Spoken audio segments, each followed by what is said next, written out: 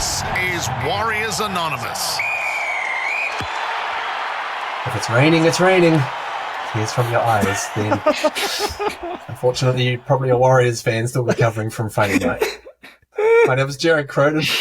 Welcome along to Warriors Anonymous. Don't worry, we hope to get through these tough times. Bit of a turn up for this Warriors team. It's I guess they're the Warriors that we always knew. Anyways, let's get on to some more positive things. We've got a few things to get through tonight. First of all, let's bring in Isaac Saucy. He's got the Woody back. Yeah, I got it back on. It's cold. It's Wellington cold. It's just nasty. Yeah. Oh, you're talking about your hoodie, not your Woody. No, the Woody's under the hoodie. The Woody's under the hoodie. Keep it nice and safe and warm. Yeah, exactly. The Woody is under the hoodie. The real show is behind the curtain. So. Steamy windows. Steamy windows. Oh, bro, I love it. I love where we're going already. Moneta Sauce also joining us. Hey, bro, how are you? Kia ora, how's everyone? I'm all good. I went to watch the game in town on a Friday night, and I had a few drinks, and I kind of left 10 minutes before the end of the game because I was like, fuck it! Yeah. Mm. It really it stirred up feelings that I hadn't really experienced in quite a while, hey? I just at one point I just did a stupid it was when in the second half when Cody Walker did that cross kick and they scored off it, and I was sitting there and I scared the crap out of the dog because he was sitting on my lap, and I just did like a really kind of super hard just clap, but I was just like the dog was like, oh, I was like, oh, sorry man, sorry. I think I was the only one swearing in the pub when Anthony or Blake got sent off for a call, which I thought was inconsistent compared to the other high tackles made. Oh, yes. We'll get into that. We're gonna cover that. And I was tipsy too, so I came off pretty like. Did you get your drink the muss on? Yeah. I don't want you ever. Go back to your living box. Oh boy! I'll knock your fucking head off. And fully dressed up in Warriors outfit there. We've got Daniel Wharekura. Hey, how are you, boy? Kia ora whanau. Yeah, all good. Yeah, it was just a bit of a... I found it a bit weird about it. I was like, okay, yeah, conditions, and just, started off well, couldn't score, and then I just, I could just sense the game dripping away from us, literally. So, but then I went, oh, well, glad I'm not a Tigers supporter or a Bulldog supporter. Oh, yeah. Or a Dragons. Oh, yeah, the Bulldog. Made you feel better. Yeah. Yeah. Oh, I'd hate to be a Bulldogs player. Jeez. Yeah, it was getting pretty ugly on the sidelines there at the old Olympic Stadium. But Potter, you mentioned off here that you were going to give us a quick short pause, and none of us other fellas have any idea what he's about to say here. So, what do you got for us? It's probably not as funny as it, because you've put me on the spot now. Hey, all of you. So the way I viewed it, because I was reading, the schedule. So the Bunnies game, describe the Bunnies game as a short ball. So that kind of sensation where you might, lovely day, and you might go for a swim or into parade maybe, and you just, I've only got one pair of shorts. I'll just jump in, enjoy my time, 20 minutes of a swim.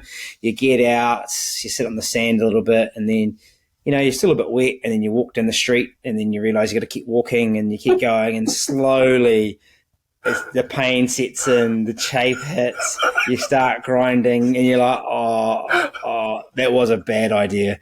And then, within 60 minutes, you've gone from enjoying yourself to having short balls. So that never happens to me. Just if you choose to walk togs, undies, togs, right? If you choose to walk around the Dad's got streets. those buns of steel that way. So, Easy buns. Picture in, You keep an emergency Woody on you at all times, bro. Yeah, exactly. Exactly. It was the game was a bit wet and it got a bit chafed. And I felt chafed at the end of that game. Yeah, that was... you're not picturing me walking. I feel a bit chafed after that game. Oh, boy. Pretty good description. actually. Yeah, and it's that's not ideal. Now, fellas, I actually think the Warriors seriously have got a bit of an issue. Home games, not great on a few occasions, particularly when it's raining. So I think I need to put this out to you. We're going to start with a hard on now. I'm going to throw it to you boys that we have a solution staring us right in the face, and that is that Mount Smart Stadium needs a roof. Is that a Pizza Hut roof? Yeah. I mean, that's just the little graphic there, just for a guide as to how the rain could bounce off. Okay. Using the old Pizza Hut roof, probably with Warriors Anonymous logo on it. That'd be nice. Good publicity for us. But hard or nah, let's think about this. Let's think about a few things. Obviously, the massive thing's going to be the cost. However, there's a few more things to factor in because Mount Smart is not just a rugby league ground. It's used for Super Rugby. It's used for this year's being used for internationals. It's being used for concerts. Now, that's a lot of people who could potentially get pissed on by the rain. So let's start with you, Moneta, because you're always good with the feasibility of things. Tell me your thoughts. Give me a hard or nah. Do we need a roof in Mount Smart Stadium? If it was dependent on the Warriors and their performance, I'd actually say no, because they have to learn how to play in the rain. If it was about other things like other events catering to in the stadium, and to me this roof looks like it could make this place into another Pizza Hut. It could be a yes, but if it was based on the Warriors season, I'd say no. They got to learn how to play it in the rain. Okay, all right. Buddha, bigger picture, not just the Warriors. What are your thoughts? Roof all day, every day. They should have roofed this. I've seen a few. Yeah, I've obviously experienced Wellington, so they should have. We all know they should have put a roof on the stadium, but they went for that dual complex situation. And look, they put a roof on a Forsyth Bar in Dunedin, and it's a beautiful place. But I just like the fact that it would be awesome stadia, wouldn't it, with a roof? And regardless of the weather conditions, you would have a lovely, lovely place. Dry track to play good running footy. And also, Isaac, we'll go for you, bro, as well, hard on nah. Just thinking about the sheer acoustics, chucking a roof on Mount Smart. Bro, tell me what are your thoughts? Yeah, I'm roof all the way. I mean, it could be a Pizza Hut roof or a fucking Colour Steel or a Total Span roof for all I care. But I reckon I'd especially like the Pizza Hut roof, actually, if they sold $5 pepperoni pizzas on stands. Yes. But, I think roof... Yeah, Forsyth Bar's perfect example of what a roofed stadia can do, especially in terms of crowds as well, compared to old Carisbrook with I had back in the day down south. Roofs all the way, and it's just multi-purpose. You're just going to get so many. It's so multifaceted in terms of its usage. So roof, and then we wouldn't have had a game like we saw on Friday. Yeah, absolutely. We've kind of timed it reasonably well because we've had a couple of games where it's really just chucked it down, and we've struggled to counteract those effects. So I suppose we've got to look at the game and just sort of weigh it up. We were actually thinking, obviously last week we had Brooksy on as our St George Illawarra delegate. And we were, I thought it'd be a good idea to have a Bunnies delegate on this week, but then we got plumped, so it was like, no, that doesn't seem as much fun. So, fellas, let's have a little look into this old thing, and that being that, well, it wasn't really close, was it? So this is a little bit of a display of what happened to us on Friday night. We got drowned. But chafed. We got chafed. We've we got boiled by the bunnies in our own kitchen. Like, what did you see on Friday night? Well, I mean, I think we all saw the fact that we had a really solid start. We controlled the tempo, the position. A lot of penalties came our way. So, we were in the grind mode. We couldn't quite capitalise on that. It took some little Wade Egan brilliance to open the account. And then the bunnies just would have worked their way back into the game, didn't they? They just got a roll on and started winning the ruck. And then they just their class, their ability to deceive our defensive line, just kind of cut us apart. And then once they got their head in front, we were chasing. But I don't even know, they maybe made one error. And they gave away plenty of penalties, but they made one handling error. We've been so used to like, okay, right, we'll kick it, we'll get you in the grind, you'll drop the ball, we'll pick it up and we'll score.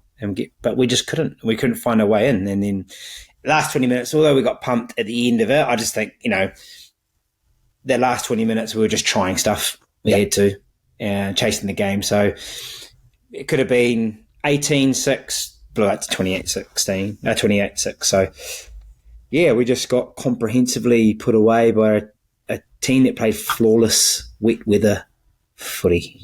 Yeah, and going into the game as well, everyone was like, oh, the bunnies are out of sorts. Okay, cool. I found myself getting enraged watching the game just because they just wouldn't make any mistakes.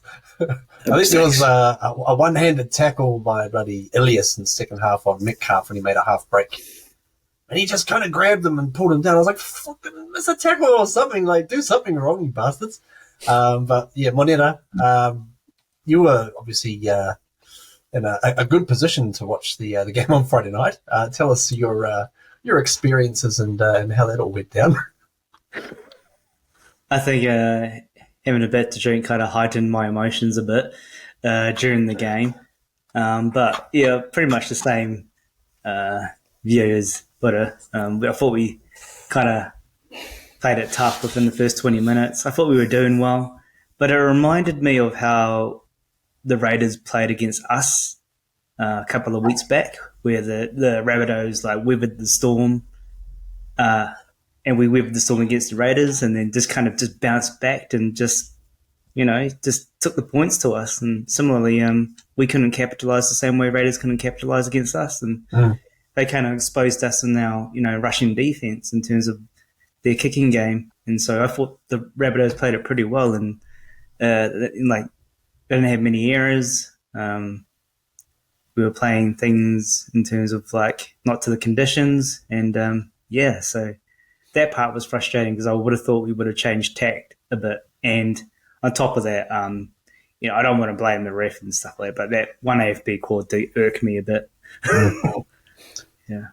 It raises a question about consistency. Isaac, in the early stages of that game, we had the ascendancy. I honestly thought that first 20 minutes that we played was pretty much outstanding. We got given 5 head-high tackle penalties. I know not all of those are created the same, but there was one in there which I thought, looking at the Adam Sinbin, apples for apples, I thought consistency-wise they could have probably lost someone as well. How did you see that aspect of it? I think it's just the sheer number of head highs in that space of time that made me question, well, why isn't somebody going away? And why isn't the ref taking this a little bit more seriously? And then that sense just heightened even more when AFB got binned. I was like, well, what was the ref playing at for all those other head highs that happened in a relatively short period of time as well in that first half? What is he playing at? Especially the one thing that really irked me about that AFB sin bin for the head high was Cam Murray. I thought if it's a sin bin offence, he gets a HIA. Nothing. Well, it should be because, they deemed it to be a significant force. 100%. So player safety should indicate, well, if there's direct force to the head and it's enough to be sin binnable, then you're right. Regardless if he looked all right as well, he should have just been checked. Nah, getting checked. Yeah. And- It's just a lot of inconsistencies, eh? So that's just really frustrating. I thought the reffing in general, I mean, we would have lost that game even if the refs were doing all right the way we played. But the refs didn't help. Like, another particular moment was Wade Egan's charge down. He clearly was looking at the kicker. He wasn't making there was no intention for him to charge the kick down. He just touched the ball. And they said, oh, well, it's a charge down. He's played at the ball. He was literally going for the play. He only had eyes for the tackle. And then they call it, played the ball. I'm like, all right, well, this is going to be one of those games. And it sort of turned out that way. It was a funny one that Egan charged down, because as he sort of approached the player, he almost kind of second-guessed himself as to what he was going to do. He kind of lifted his arms up a little bit and then was like, oh. I remember talking to you boys about X Factor moments in games a few weeks back, whereby we need to find those kind of instincts and those moments to try and do the right thing. I was thinking in that moment, if he'd just gone up and just not even hesitated, just gone and tried to, make a tackle, we probably would have got him. If not the call, but Well, it's a funny thing you say that. It's a funny thing you say that. It's because I've been thinking about this with like Luai penalised for a near perfect tackle on Jerome Hughes in the weekend, but it looked overly aggressive, but it was actually perfect, right? It got Legit. him legit on the ground, caught him perfectly, just looked big and got penalised. So it got me thinking two or three occasions in the game, like I know it's hard in the heat of the battle, but there was just the moments like maybe Egan just doesn't overchase in that situation. Like it sounds counterintuitive, right? Like you want to put pressure on the kicker as well, but he ended up putting pressure on the kicker that ended up being a decision back to us and puts us under pressure. I think maybe Egan again, the ball, fifth tackle, they are attacking our line. They throw a pass back, it bobbles back, and he goes to get the ball on the fifth tackle, touches it forward. It's another set of six. Yeah. You think about Dallin slightly different. I mean, it's hard, but the ball pops up and he goes to lunge for it, just misses it, but it kind of hits him in the chest.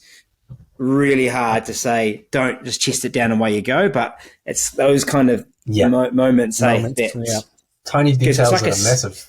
That's just a massive swing, like it goes from you could score a try to like you're going to concede a try. Yeah, which is exactly what happened. Actually wondering about that Dallin one where I was like, if he knew, because he knew he'd touched it. I was thinking, bro, could he have just like maybe faked an injury or something and been tackled like 10 meters short of the line? Yeah, because then they wouldn't have gone back to check it, eh? Yeah. There was, play on. I think even with that game as well, a couple of ugly things that we hadn't seen for a while sort of crept back in. Like the first try that the Rabbitohs scored, where DWZ got skinned on the outside by Alex Johnson. He was in no man's land again, and he had been doing that, earlier in the season where he was just neither here nor there on defense. And they picked on that, and they just skinned him wide, and he was just like, oh, shit. And I'm like, that's not a good sign. But that's the Rabbitohs team as well. That's their guns. What do we say? What do we say every time? You know it's coming. You know it's coming. You know it's coming, and it's gone. And I think Rocco got caught on that. He got caught playing Kalumatangi maybe, or someone who was in a position that he's never going to receive the ball. He was actually kind of in front of the player. So it's kind of, again, it's the inexperience of, a Rocco to go, he's not a threat because he bit on him, right? Yeah. And Dallin had to come. Yeah. Because he was marking two players at that point going, You went to a player that's not going to get the ball, so... Probably could have just gone for the inside guy and then just whipped his hair around and ankle tap the outside guy. Moneta, probably I find the most disappointing aspect of this game and the game against the Roosters earlier in the year was that it was in our patch. It was with our conditions. We like to think that, these Sydney teams or Queensland teams will come over and freeze. They won't like it. They won't like the big chubby rain hitting them in the face and the wind, on them. How disappointed were you that we couldn't take advantage? In fact, we looked worse than they did. Yeah, it's frustrating because, I don't know.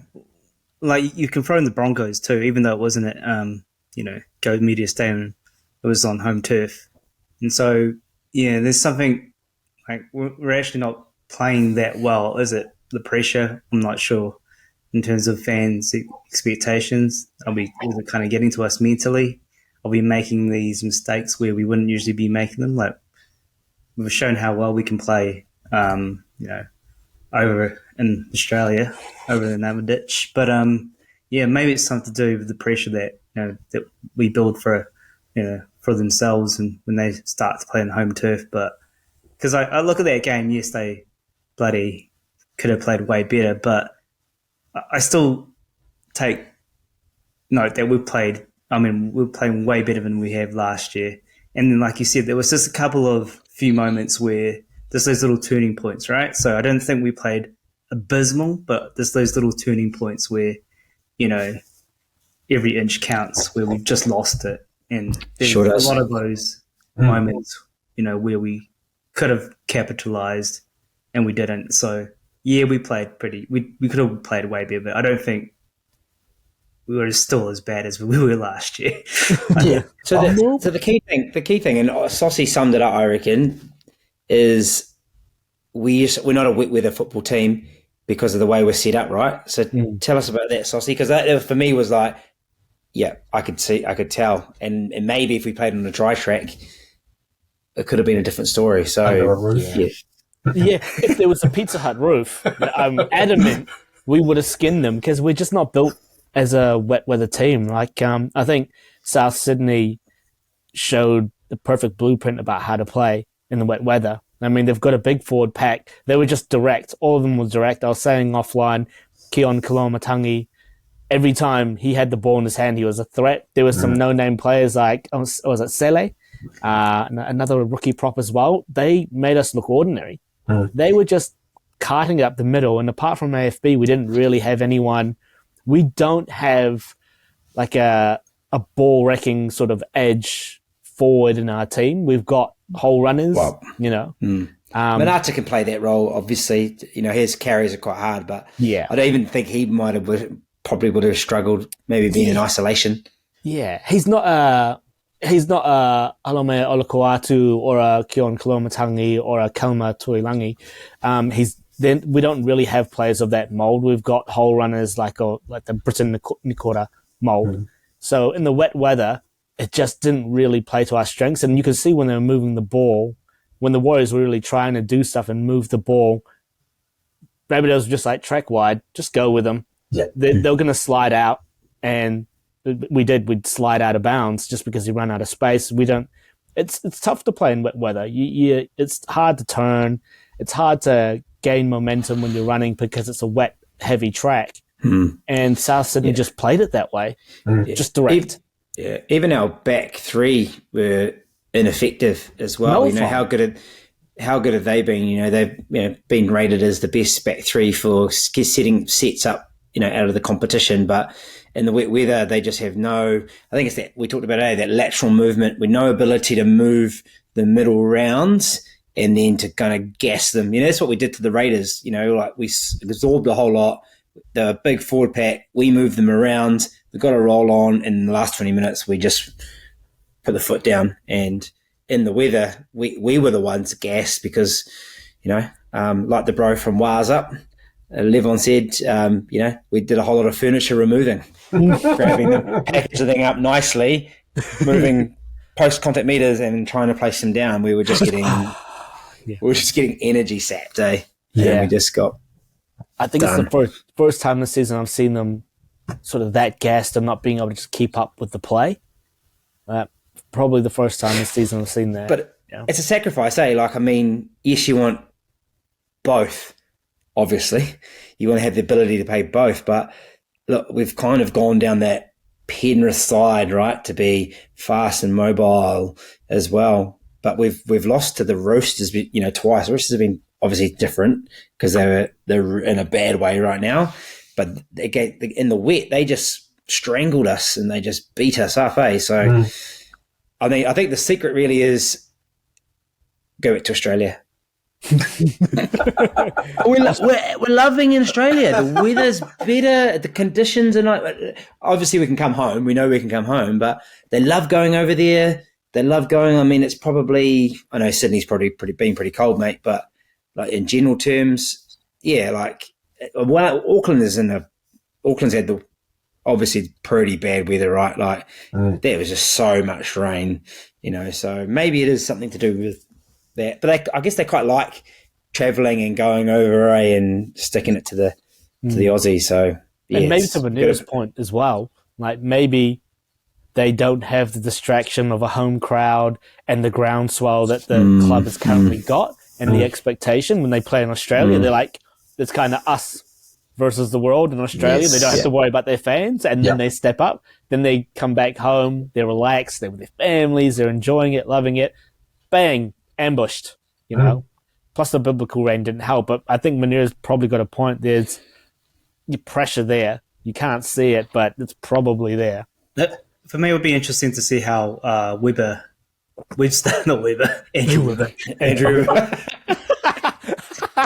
I said to this girl, "Fuck off."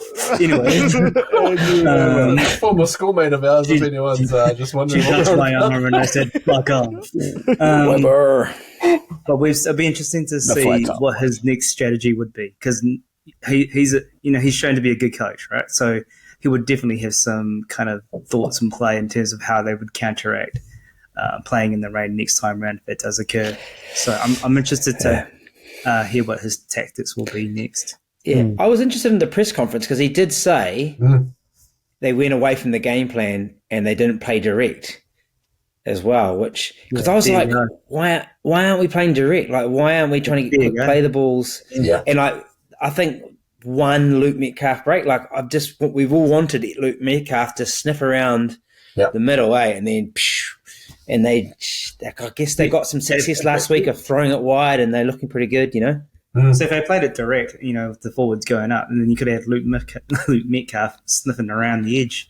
But to Webster's point, they weren't playing direct, and they were doing kind of like silly passes and everything like that, and playing to the edge. So we'll see what happens next. But I think they should be able to turn around some of their tactics. Hopefully next time around they play in the rain. Maybe fourth time's the charm. We'll see. Yeah. I took interest in that press conference. Highlighted a couple of things. First of all, Webster said this game won't define us. So they're just basically going to learn from it, flush it, and get back on the horse. Independence Day reference, Mr. Independence Day. That's where to find us. Mr. President. It was also, I saw the sort of media kind of savvy genius at work when they asked him about Adam's high tackle, and he said, he was sin-binned because they deemed it was done with force. Now, I don't know what force means, but so he put it that way. And then the reporter, smelling blood, he went to Tohu, who was kind of shaking his head at the time, and said, "Tohu, you're shaking your head. What are your thoughts?" And Webster just quickly turned to him and just said, "Don't bite on that, bro. Don't bite." Not worth it. Tohu was like, "No comment." I felt sorry for Toru because it was about 10 minutes worth and he was fucking freezing. Like, and they keep asking him more questions. He's like, so come on, man. Get the brush out. Somebody get him a hoodie. Shit. Yeah. What about poor old Freddie sitting on the sideline for the whole game? Oh, yeah. What about Freddie? Yeah. So the people, fans are a little up in arms about that. But in general terms, I think we've been fit enough to cover, without having that extra interchange. And it's always nice, you don't want to, I know how riled up you get, bro, about interchanges not being used, but part of me is, first choice, first grade players available, and then the rationale was fine. They were never going to use, they could use Bailey as a back rower.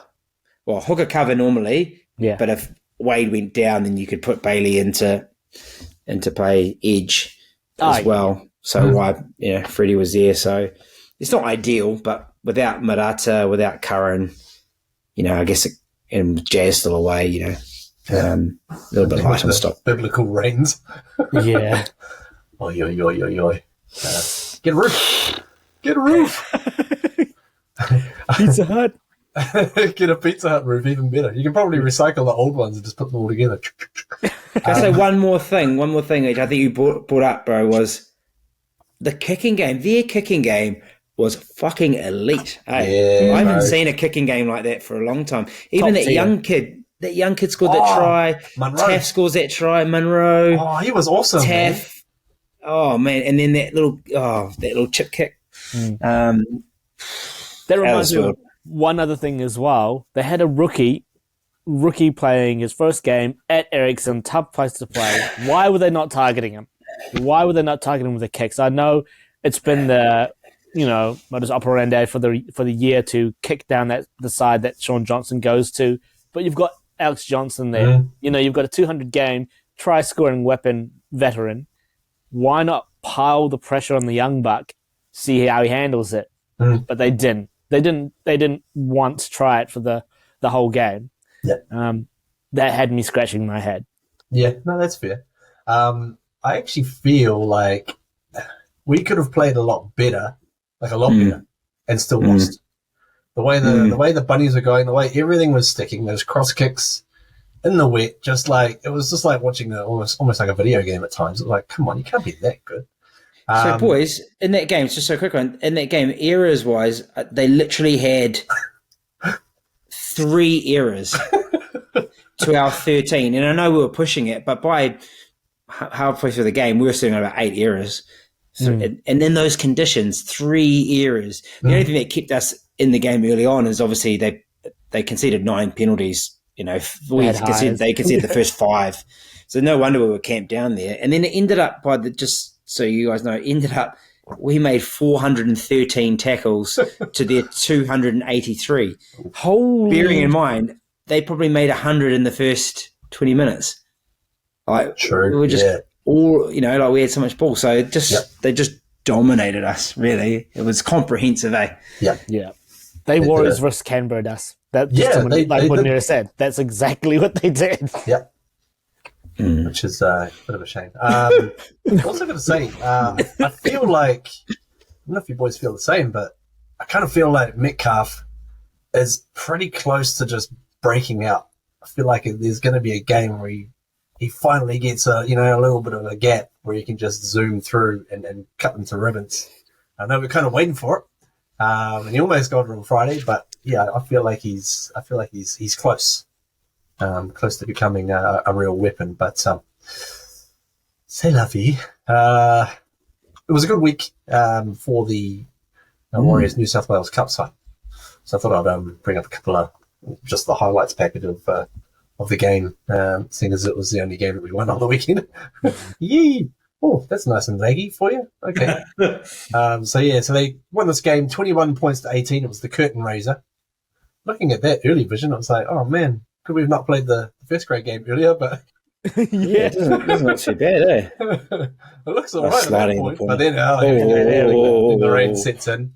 That guy by the post looks a bit like Payne Haas, but that's all right. The Warriors, they went up early. They got a few tries in front, and then sort of just let the bunnies come back and grab a few. Oh, geez, it was raining by this point in the second half. Was this the first half still? Jeepers creepers. In the end, they ended up winning 21 points to 18. Nice, Ronnie. Ronnie. Ronnie could be getting a call up this week as well. We'll have a bit of a chat about that a little bit later in the episode. But it's good to see the boys come back and get a win because they've had a bit of a patchy sort of run in recent times. Just good for them to get some confidence and get some 2 points going on. And also, I was having a little look-see today. Yeah, a few results went the Warriors' way over the weekend, which is good. This is the New South Wales Cup side, that is. So I had a quick look at their ladder. We've gone back up in the 4th spot. We've kind of dropped down recently to 6th. But we can stay in that top 5. It's kind of key. We've also got you'll notice one of the stats in the middle of the screen there, written in green. We've still got the best attacking, point scoring ability in the whole league, which is good. Plus, also, we've still got a buy up our sleeve as well. So, funny, like, when they give you points for buys, all of a sudden it flips. Like, ordinarily, if you've if you've got a game in hand, then you've got the advantage. But in the NRL New South Wales Cup, you've got 2 points sort of waiting for you if you've played, or haven't had a bye. But so the Warriors in the fourth spot going to be playing against the Parramatta Eels as another curtain raiser to the NRL this coming Saturday. So important game shaping up for them as well. Good to see them getting back into it, and I'm just looking forward to the whole top 5 finals series, because that was that's a real sort of throwback to the old days, the old preliminary finals and qualifying finals and all that sort of stuff. But yeah, anyways, so that's what's happening with the New South Wales Cup team. I think it might be about time, Butter, to get served up by yourself. Chef Butter's going to give us a delicious, nutritious NRL wrap for the week.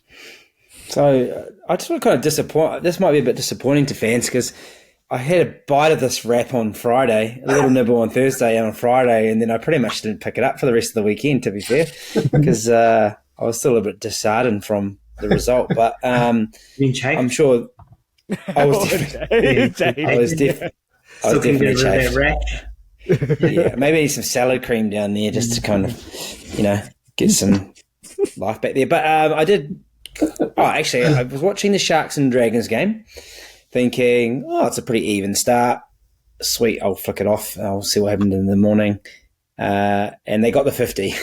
Yeah. The Sharks swallowed the Drags. Look, at the start of the weekend, I guess, I don't know how you felt. I was like, is there a club going any worse than the Dragons? We'll save that for later on. So, but yeah, look like might be. From what I could see, it was just the comprehensive mauling.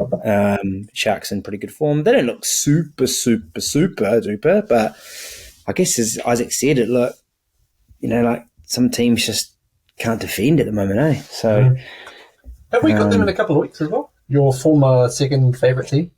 We do. They've got them in this pivotal block of 4, which we just failed the first one, but we've got them in there. Obviously, Bunnies ball the Wars. Yeah, we literally got boiled and chafed.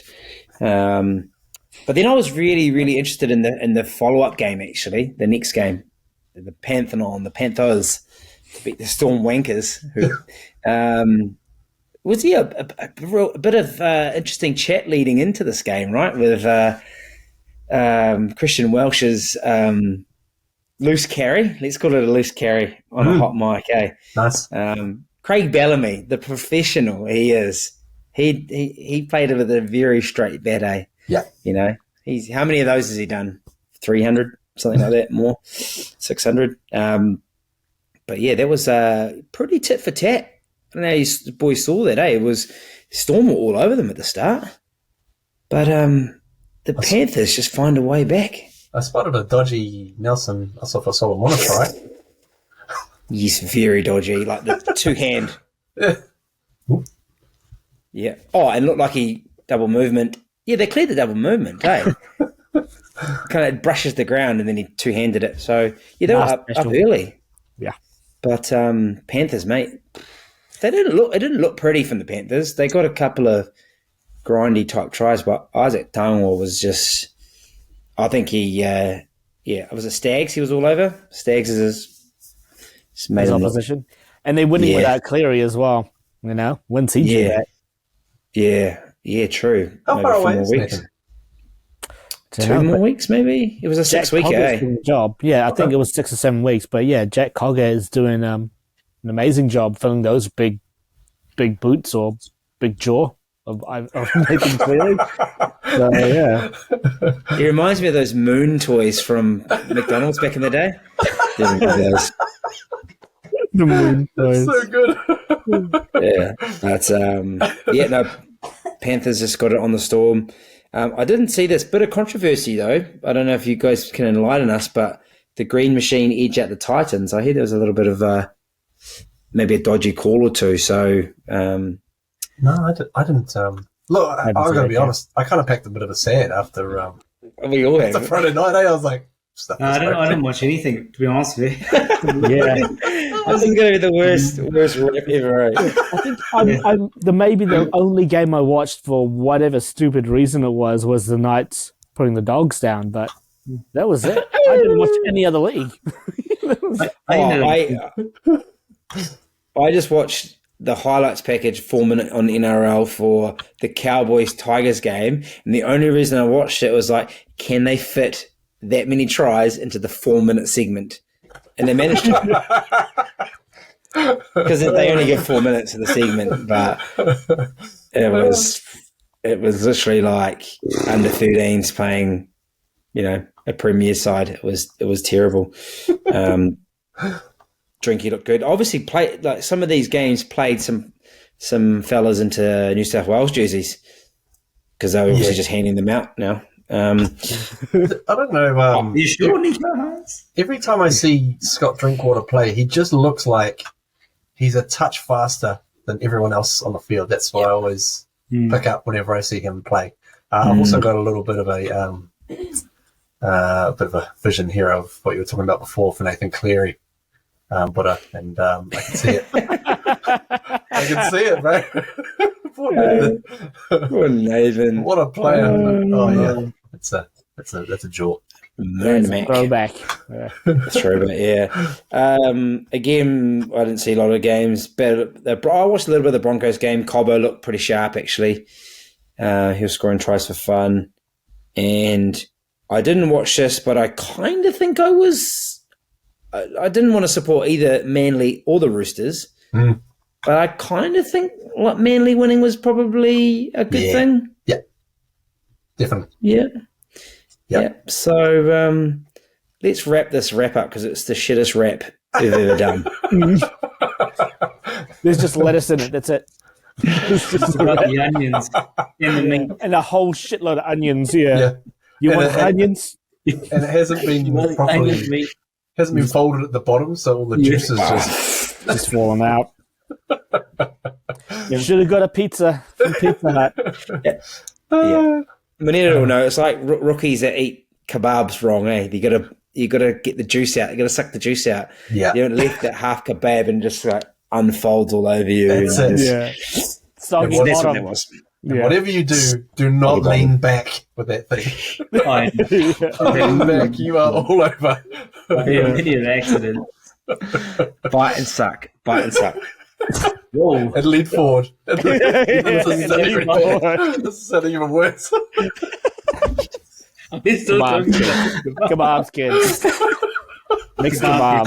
Kebabs. Jabil kebabs. Jabil on a plate. Jabil on a plate's coming up soon. Anyway, Jabil guys, on a plate. just- There you go. Hey, also, what about Jabil, the rugby team? The Hawks. The Hawks? Yeah. My goodness. Hawks, mate. Into the semi-finals this week. Mm-hmm. Shit. Home.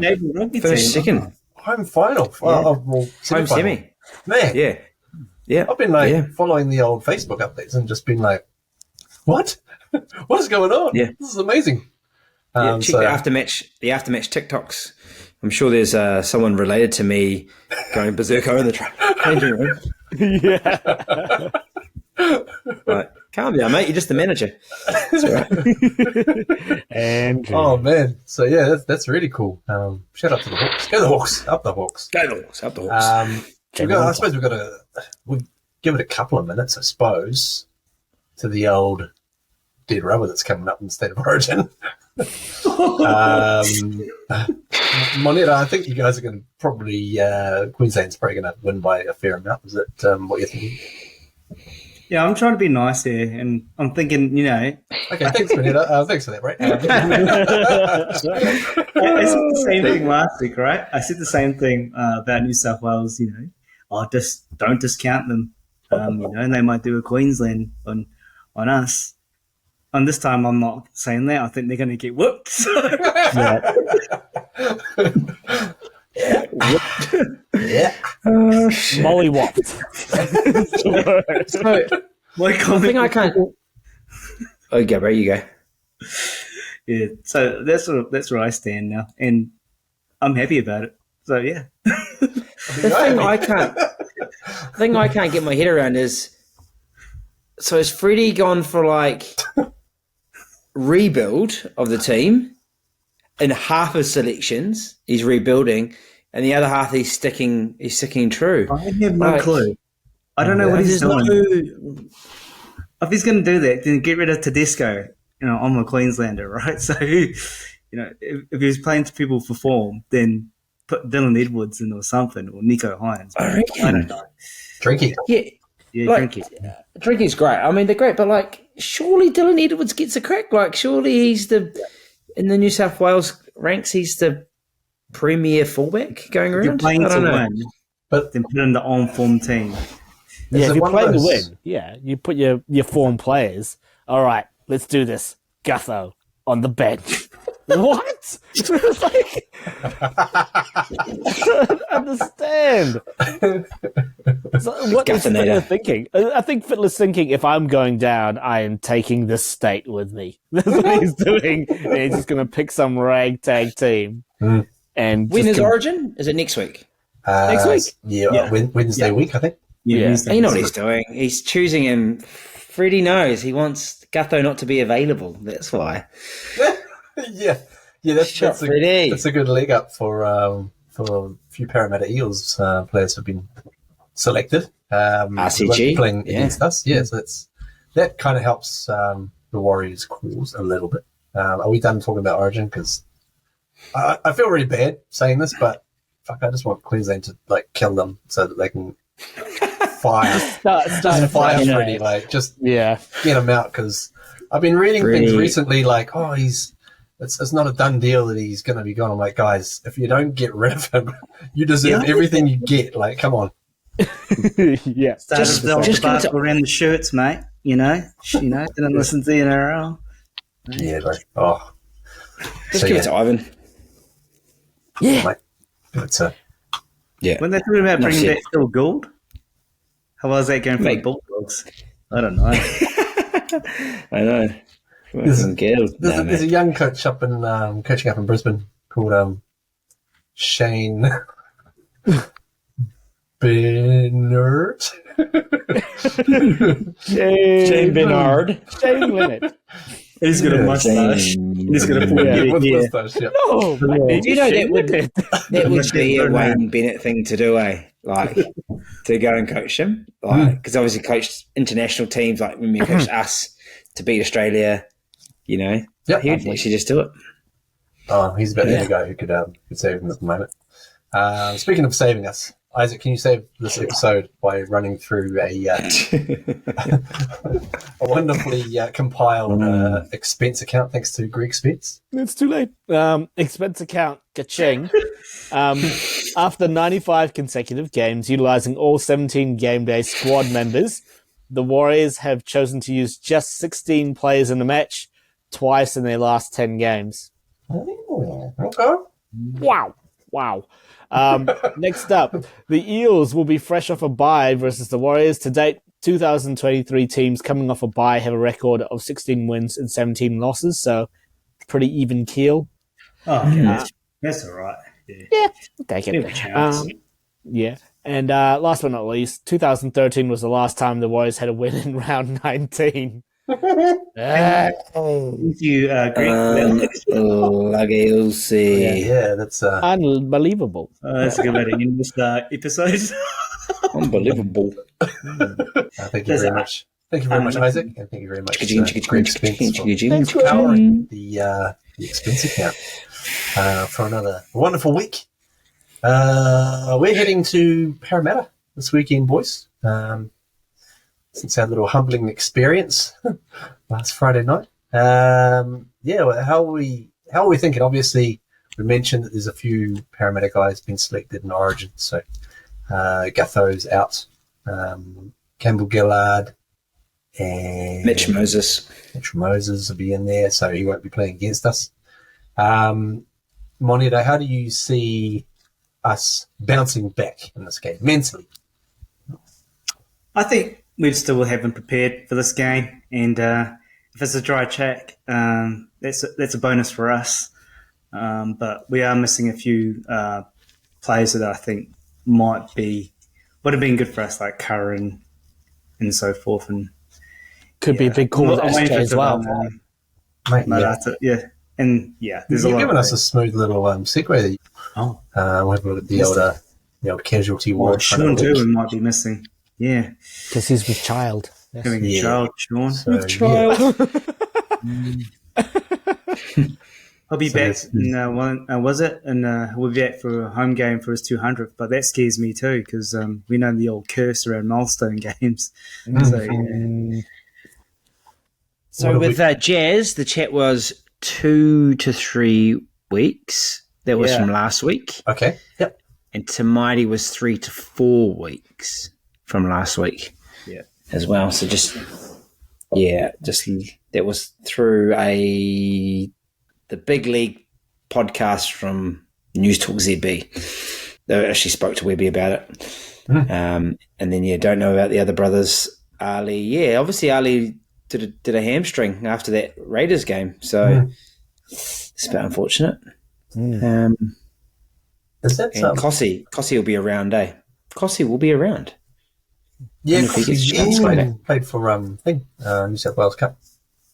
So so basically, really, Sean will be the big one, really, if he's on baby duties.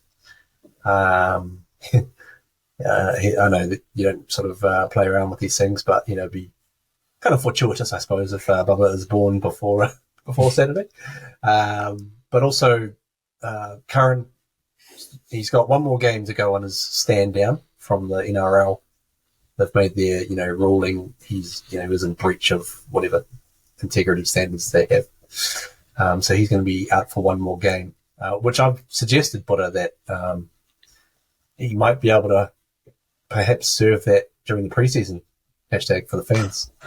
For the fans. The Valandis special. Come on, Valandis. Let's like send a message. Let's get a petition going to Valandis for the phones. But I guess with the SJ thing, right? And Warriors fans don't want to hear it, but we always knew that at some stage he wasn't going to be available for a week because he's actually had a massive run. Yeah. Right? And as scary as it is, without, say, Tamighty available, Ronnie will get his chance again. And to be fair, he did a great job against the Doggies. And you just have to go. You just have to trust that they can prepare him to get the team around. But, yeah, we're definitely not as creative without Shawnee. But, hey, they'll have to look at that. But maybe that gives Dylan, Walker and Tohu more license. I don't know, maybe I was feeling they were kind of all cutting each other's lunch in the middle a little bit last week as well. So, maybe it simplifies the game plan. This is a big game, really, in the context of the season. I know every week seems to be this. Everyone keeps saying, this is a season-defining week, and this is a season-defining week. But kind of go from conversations of the top 4 to, like, we're hanging into the top 8, like that's how tight that shit is. And we need to get this done. In Parramatta, they still have plenty of good players in their squad. You know? I don't know if the likes of Ryan Madison, Sean Lane, Junior Poll has been dropped, so he goes straight back into the starting lineup. I don't know if Jermaine Hopgood, he's in the wider Queensland squad, if he'll necessarily get a run, but if he does get a run, shit, I mean, that team is still pretty classy. And then to not have a full-strength team for us, they have a really good record at home as well. Parramatta, this is a tough game that we're coming up against. Well, without Dylan Brown around, Dejan Arce, our guy from last year, he's been mustard. He's been playing decent footy, actually. And he comes extension. Yeah, and he plays 7 when Moses is not there, and they play Ryan Madison at 6. So I think last time they played together, the combo they got the job done. So they got the W. Yep. And they've been tracking really well in recent weeks. The Eels, obviously, they started off pretty shadily, but my second favourite team. That's right, and I can see why, because they've got the best scoring in the entire league as well. So they are the most potent attacking force in the Only NRL. Only on the field, eh? Yes, poor old Dylan. Well, not poor old Dylan, but yeah. Not poor old Dylan. Naughty Dylan. Naughty. That's right. Can't do that. So, so that's going to be an interesting one because, yeah, you're right. It's going to be home crowd, and I've just been checking the weather forecast for Saturday, which is sunny. So it's going to be nice, warm, sort of 18, 17 degrees around about kickoff time. So, it's going to be a beauty. Actually, heading along to that game as well. Good. The wife Lola heading along. Yeah, cool. Nice. 34 weeks pregnant by that point. So, hopefully the excitement is from the league. Anyways, Monera, where do we win this game? How do we beat Para at home? Well, we just stick to the process, I guess. Just Get back to it. just keep on just more direct. I think we kind of learn, even though it's going to be sunny. We just play more direct and just make sure we run it with the ball. And sorry, I'm not. Let's go into with Pavlova. Yeah. Yeah, great. Pavlova at 9:15. Yeah, let's see why you're smiling. She just bring back the plate. Yeah. Love Pavlova. Yeah. Anyways, enough of Pavlova. So it's play more direct. Just making sure that we don't make as many errors. So it's just sticking to the basics, really, isn't it? Because that's what cost us during the last game. So if we can eliminate those errors, missed tackles, and so forth, I think we're in for a chance. And I think Webster. I always think of Andrew Webber now. It's ruined it for me. Webster. Webbermania. We'll get them ready for this game. But I can't deny the fact that if we miss Sean Johnson and we're missing a few other players, that it won't be as easy as if we did have a full squad. So, yeah. Isaac, who is the one player for the Warriors who can be our match winner? I'm going to go back to your point of just on the cusp of a big game. It might be Luke Metcalf's time to shine. Dry track. Ronald Volkman will arguably step into the breach for SJ, but Luke Metcalf is the senior in that partnership.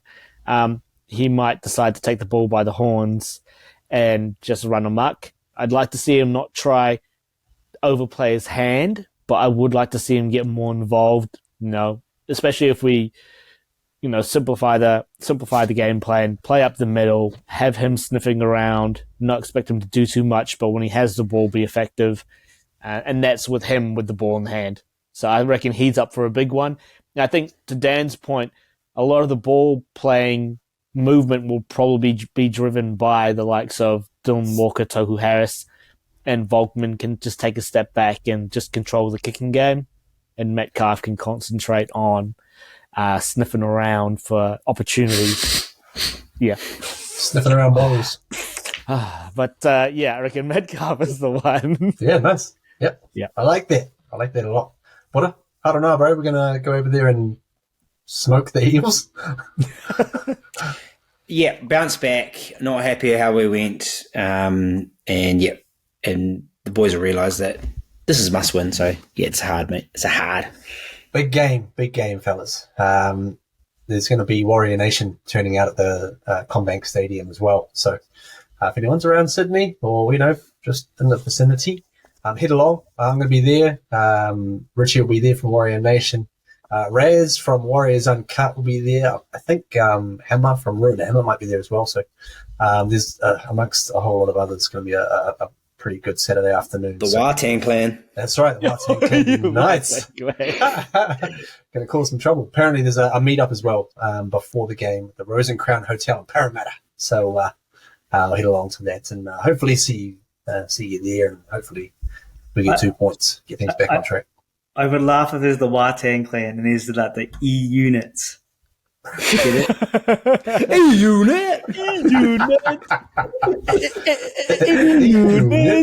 There's some merit in that. There's some merit in that. Yeah, I like that. All right.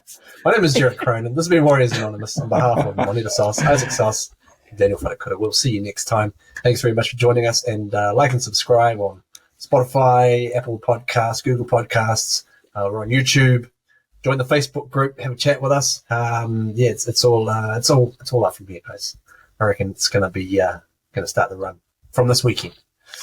So we're going to do it. We're going to fire things up. We're going to get things going. We're going to get the blood pumping.